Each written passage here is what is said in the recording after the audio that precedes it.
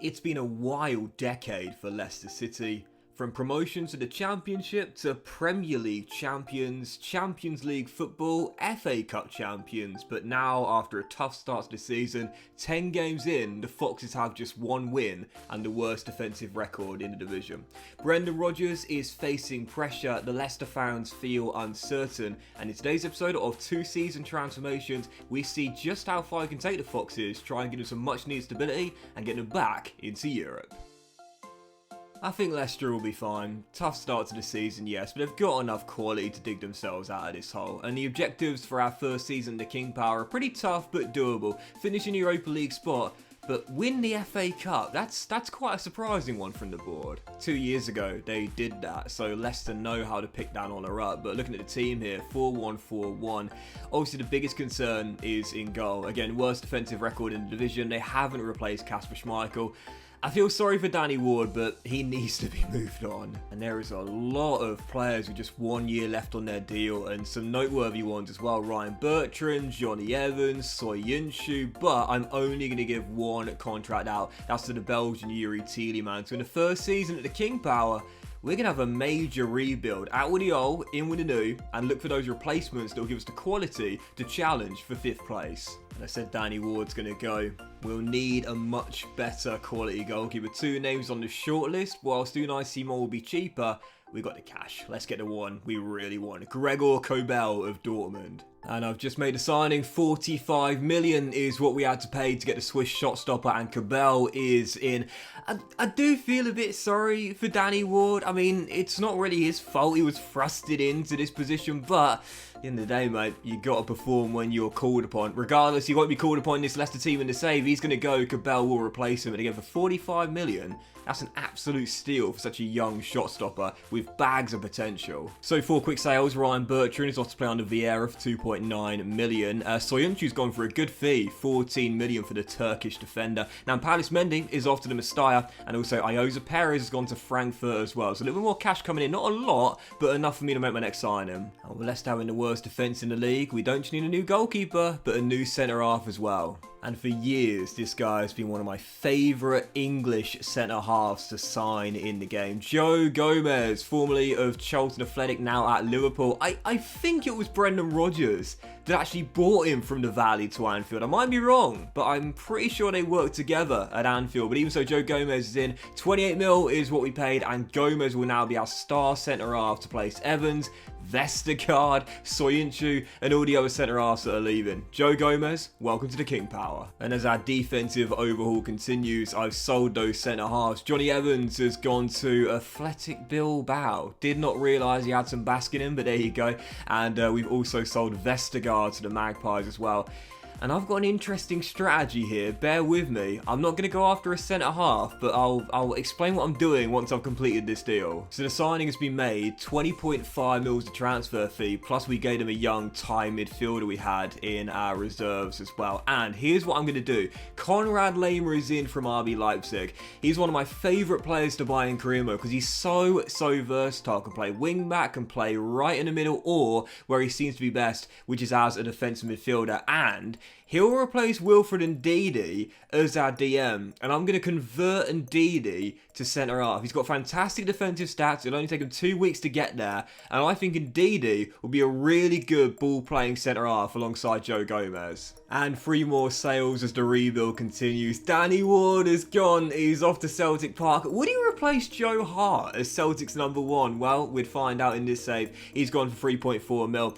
Marco Brighton has gone to Crystal Palace alongside Ryan Bertrand, and also Daniel Amati is off to Cadiz for a cheap fee as well. So I've got my goalkeeper, I've got my centre-half, I've got my anchor man, and now I want a central midfielder. And I love this guy, man. I think he's so good when he wants to be. Thomas Lamar of Atletico Madrid. Tell you what though, don't think I'm going to have enough money to do this. Diego is quite a patient negotiator it seems, but I don't think I'll have enough cash. 33.5 mil on a 10% sell-on clause. Yep. We got the deal accepted, but I don't know if we got enough for the contract. Oh man, I ain't gonna have enough. Since the new transfer system, EA have not allowed you to edit the wage budget anymore. Man. So you don't actually know whether you'll have enough heading into the contract. I don't think we'll have enough here. I'll just give every single penny and just forego a sign-on bonus and hope for the best. Every single penny. Thomas Lamar. This is what we can offer you. Oh! Get in! I think it said we had like 20 quid left in our transfer budget. When you talk about spending every single penny, this is it. Thomas Lamar is in note, and I'm confident it'll be worth the contract and the transfer fee as well. A new goalkeeper, a new centre-half, a new anchor man, and now Lamar as well, right next to Tielemans. This is a much better Leicester City team. Right, let's do it. Simulate the end of the season. Our objectives are to win the FA Cup and finish in 5th place. Tough, but this is a really good Leicester team, and it's definitely doable. Come on, you Foxes.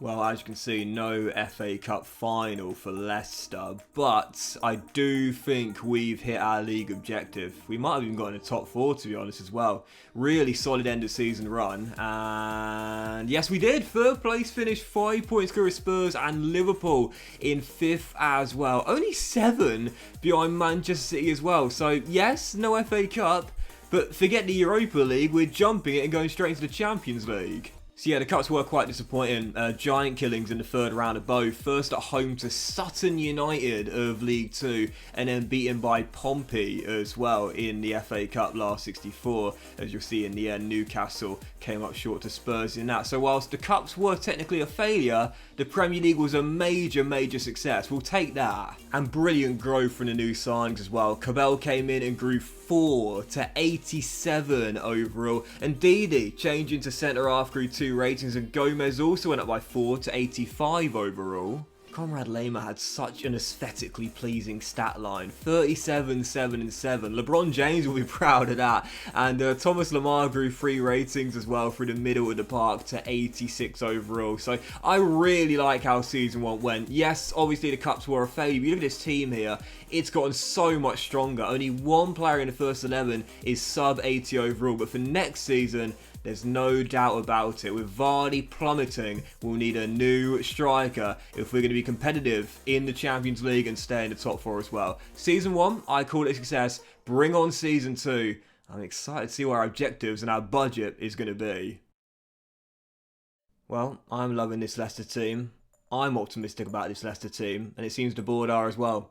145 million to spend, but the objectives, oh my goodness. Finish in the top 4 just like last season, win the FA Cup and the Champions League, reach the final.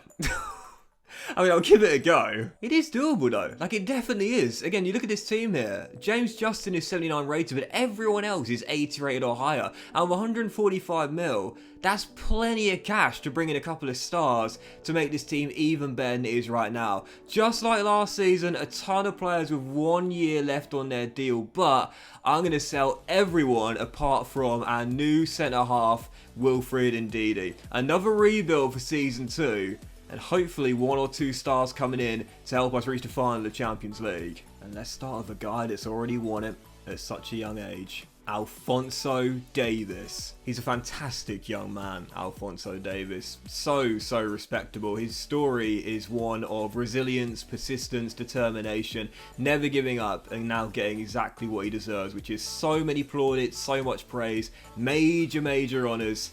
And he's got it at Bayern, and hopefully he'll get some here at Leicester as well. He's in 81 mil plus Luke Thomas is the fee, and Alfonso Davis is in on a 5-year, £80,000 a week contract. He'll replace James Justin as our starting left back. I want a new fullback, and I want a new striker as well. 1 down, 1 to go. And I've just picked him up as well for £34 million.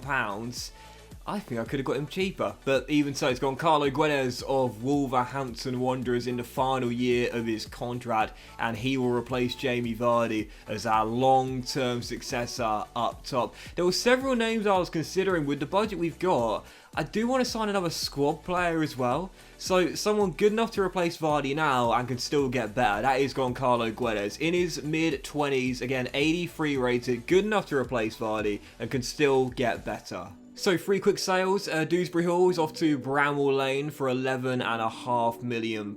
We sold Hamza Chowdhury to Crystal Palace. Patrick Vieira just wants to do so much business with me, man. It's crazy. But he's gone to Crystal Palace, and also Kelechi Iheanacho is off to Real Sociedad as well. And that does give me enough money for another new signing as well. And I do like Harvey Barnes a lot, but I'm going to drop him for Captain America, Christian Pulisic. I like Harvey Barnes a lot, you know, really good young player, can create something out of nothing, shoot from distance, quick tricky feet, but I think we can get a little bit better. Christian Pulisic is in for £42.5 million, another one of those players with his deal upcoming the end of the year, available on a cheap transfer fee I could not pass up. Captain America at the King Power, Christian Pulisic. Welcome to Leicester. So 3 sales allows me to make my final signing. The Belgian Dennis is off to Athletic Bilbao for £12 million. Alex Smithies is going to Sheffield United alongside Dewsbury Hall, and Jamie Vardy's time has come to an end. Amazing, amazing story Jamie Vardy has. Absolutely fantastic career progression, but his time has now come to an end. The 36-year-old is off to Atalanta, and he'll enjoy his final years in Bergamo. Farewell, Jamie. And I've just made my final signing for £20 million. Curtis Jones will join our bench. 22 years old, 70 rated, only going to get better. And a nice little stand-in for Thomas Lamar and Yuri Tielemans. So there is some money left in the budget, but I think unlike last season, I'm going to keep it and not leave myself hanging with 20 quid in my wallet. That'll do it for summer spending, so I'm happy with this. Leicester team's looking much better now, much more star quality. So, our objectives are tough. Finishing the top 4 once again, definitely doable after doing it last season. Win the FA Cup and reach the final of the Champions League. I'm not going to lie, I feel confident about the league, but in Europe, we're going to need something special. So let's simulate the end of the season and see if we've done it. It's a great Leicester team, but can it deliver on those objectives? Come on, you Foxes. Well, just like last season, it's all going to depend on the league as to whether this has been a failure or not. I feel very, very confident. Very confident indeed. Yep, I'll take it. It's just like last season. A good set of wins, a few defeats, but more importantly, top 4 definitely deserved. Second place, 4 points behind the Red Devils, and I'll take that for Season 2. I'm surprised we didn't manage to capitalise on the domestic cup though, because we had great runs in both. Reached the quarter-finals of the FA Cup, only to come up short to Aston Villa, and in the Carabao Cup, we got to Wembley. We went all the way to the final, but did lose to Manchester United in the end. So no silverware, and for those curious in the Champions League, we got for our group, we topped it as well, but came up short in the quarter-finals. Made our way through the last 16 against Juve, but were knocked out by RB Leipzig, Real Madrid, the eventual winners of the Champions League. Shock horror. So that's not a bad season for me. You know, the board might not be happy with it, but quarterfinals of the Champions League, runners-up in the Carabao Cup and the Premier League as well.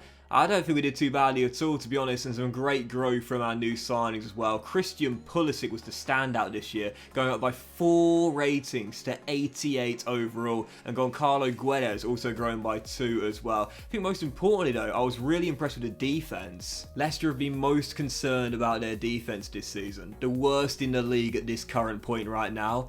And in this save, in Season 2, we had the best defensive record in the division, and unsurprisingly so. I love how he rebuilt this Leicester team. Great young talent, great star players, and definitely, no doubt about it, more than good enough to win major honours from Season 3 onwards. I think we would have done it too. So that'll do it for this episode of 2-Season Transformation, guys. Big thank you for watching. I hope you have enjoyed it. If you have, then please do drop a like. Definitely give Leicester City a go for a Premier League career mode team. A great strong rivalry with the new boys Nottingham Forest, but in a bit of a pickle to start the season off. Well worth a go for an RTG. Thanks for watching, guys. Have an awesome day. Much love to you all, and I'll see you for the next episode of 2-Season Transformations very soon.